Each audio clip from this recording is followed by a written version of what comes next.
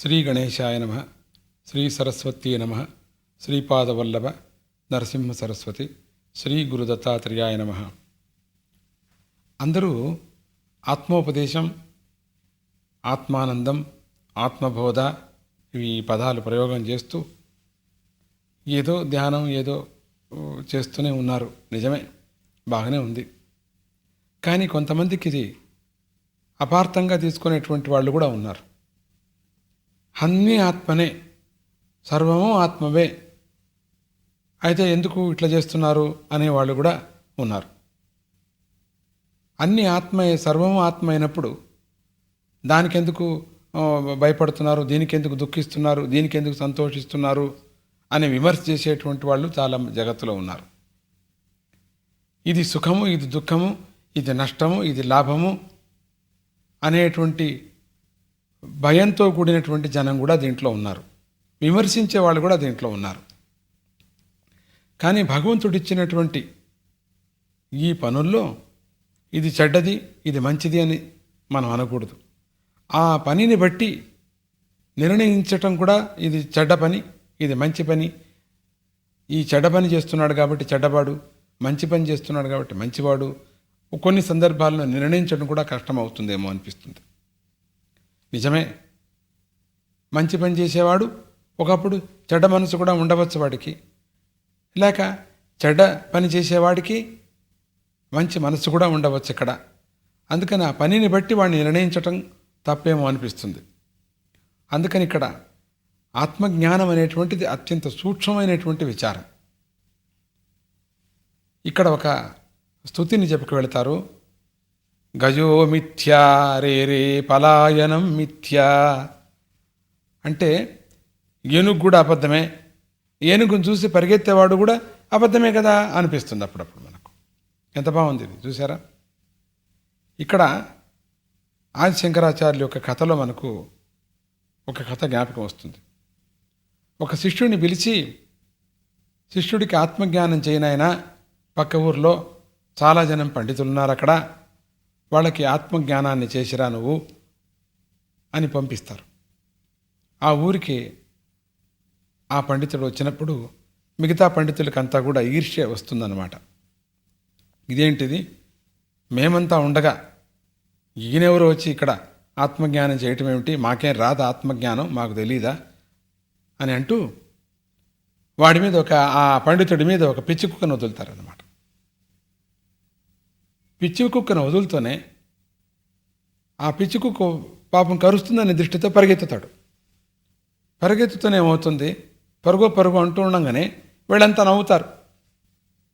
ఏమయ్యా, నువ్వు ఆత్మజ్ఞానం చేయటానికి వచ్చిన వాడివి, పిచ్చి కుక్కను చూసి పరిగెత్తుతున్నావు, ఏముంది ఇక్కడ? పిచ్చి కుక్కలో ఉండేటువంటిది ఆత్మనే, నీలో ఉండేటువంటిది ఆత్మనే, పిచ్చి కుక్క శరీరం కూడా అబద్ధమే, నీ శరీరం కూడా అబద్ధమే, ఏంటిది?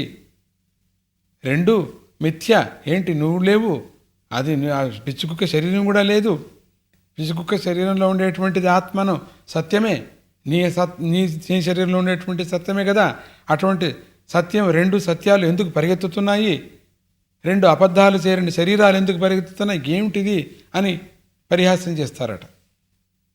అప్పుడు ఆ పండితుడు ఆ గురువుని ధ్యానం చేసుకొని మాట చెప్తున్నాడు. నిజమే, మీరు చెప్పే మాటలన్నీ చాలా బాగున్నాయి, మీరే చెప్తున్నారు కదా, చాలా అత్యద్భుతంగా ఉన్నాయి, బాగా ఉన్నాయి. అంటే నేను పరిగెత్తటము, ఆ పిచ్చి కుక్కను వదిలింది మీరు, నేను పరిగెత్తుతున్నాను అది మీరే అంటున్నారు. పిచ్చి కుక్క కూడా ఆ శరీరం కూడా మిథ్య అని అంటే లేదు, అది అసత్యము, నా శరీరం కూడా అసత్యమే, కానీ మీ మాట నేను నమ్ముతున్నాను, మీరే చెప్తున్నారు కదా. అందుకని ఇప్పుడు నేను చెప్పేటువంటి ఆత్మజ్ఞానాన్ని మాటలు మీరు నమ్మక తప్పదు, ఎందుకు నేను నమ్ముతున్నాను కాబట్టి. ఇప్పుడు అవునరా, పిచ్చి కుక్క కూడా అసత్యమే, నేను కూడా అసత్యమే, పిచ్చి కుక్కల శరీరంలో ఉండేటువంటి ఆత్మను నిత్యము, నా ఆత్మ నిత్యము అనేటువంటిది మీరు చెప్తున్నారు ఇప్పుడు. అందుకని నేను కూడా ఇప్పుడు మీకు చెప్తున్నాను, నేను చెప్పే మాటలు కూడా ఆత్మజ్ఞానాన్ని మీరు నమ్మవలసి వస్తుంది అని చెప్పాడట. ఇది అప్పుడు అందరూ వాళ్ళు తల ఉంచుకొని అతను ఏమి జ్ఞానం చెప్తాడో విన్నారట. అట్లనే ఇంకొక పరిచయం కూడా ఇంకొక కథ మనకు జ్ఞాపకం వస్తుంది. అప్పుడే ఆత్మజ్ఞానాన్ని పొందినటువంటి ఒక శిష్యుడు బయటకు వస్తున్నాడట. ఒక ఏనుగు, మదించినటువంటి ఏనుగు, ఒక ఏనుగు పరిగెత్తుకొస్తుంది. ఏనుగు మీద ఆ ఏనుగు నడిపేవాడు కూర్చున్నాడు. గట్టిగా చెప్తున్నాడు, ఏనుగు తొక్కుతుంది దూరం వెళ్ళిపోండి, ఏనుగు తొక్కుతుంది దూరం వెళ్ళిపోండి అని. అప్పుడు వీడు అంటున్నాడు, అరే అరే ఏనుగు ఎక్కడ తొక్కుతుంది ఏమిటి, ఏనుగులో ఉండే ఆత్మను నేనే, నాలో ఉండే ఆత్మను నేనే, ఆ ఆత్మనే ఏనుగే, మేమిద్దరూ కూడా ఒకే ఆత్మ, ఆ ఆత్మ తొక్కటం అంటే ఏమిటి, నేను బ్రహ్మనే ఏనుగు బ్రహ్మనే అన్నప్పుడు, ఏ పిచ్చోడా, ఏనుగు బ్రహ్మనే నువ్వు బ్రహ్మనే, నేను ఒక బ్రహ్మని చెప్తున్నాను. బ్రహ్మ ఇప్పుడు చెప్పుతున్నాడు, తొక్కే బ్రహ్మకు మాట్లాడే బ్రహ్మ చెప్తున్నాడు దూరం ఉండమని. ఈ తొక్కే బ్రహ్మను న్యాయమని నువ్వు అంటున్నావు కాబట్టి మాట్లాడే బ్రహ్మ ఏమంటున్నాడు, తప్పుకో అంటున్నాడు, తప్పుకో అని అన్నట.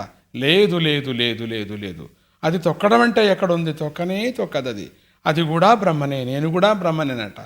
అనామతో వచ్చి తొక్కిందట. ఒక బ్రహ్మను తొక్కింది అని హాస్యంగా చెప్తారు. ఇట్లా చూసినప్పుడు బ్రహ్మజ్ఞానాన్ని ఏ విధంగా ఉపయోగించుకోవాలనేది కూడా ఒక చమత్కారంగా మనం యోచన చేసినప్పుడు అది పనికొస్తుంది కదా. జై గురుదత్త, జై గురుదత్త.